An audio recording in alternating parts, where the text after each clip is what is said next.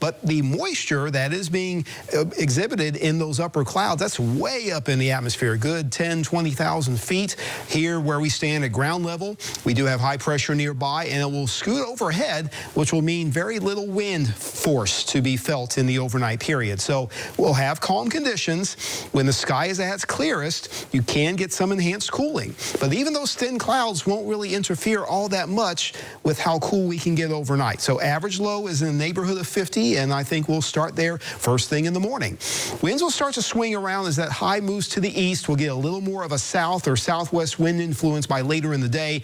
It doesn't mean the moisture surges back and it starts feeling all sticky, but that is the beginning of a change that can eventually support a feed of moisture that can give us a morning fog after midweek, and perhaps if things come together just right, we can get a few showers produced as a front tries to slip in. Now, with high pressure higher in the atmosphere over the Gulf, that front tries to make a push by Thursday, but just hangs up across the deep south. So we're not going to get much in the way of rain forming from that approach, but it may linger for a bit. A little more moisture surge plus a little extra cooling over the weekend.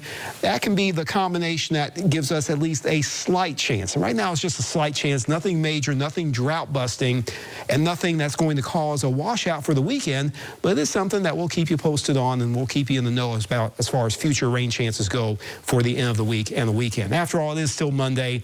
We got a ways to go before we get to the weekend, right? Morning lows, mid-40s are possible near and east of I-75 as well as in the Swanee Valley. In the tri-state, around 50, and at the immediate coast, upper 50s to near 60.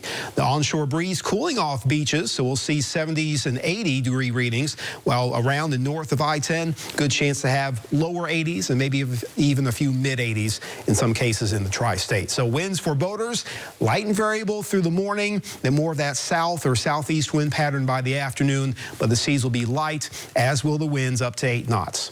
Next few days in our extended first to know forecast, keeping it on the warm side in the afternoon and seasonably or near seasonably cool in the mornings. But even with a few days of moisture coming in from south-southwest winds, even those morning temperatures will creep upwards into the upper 50s.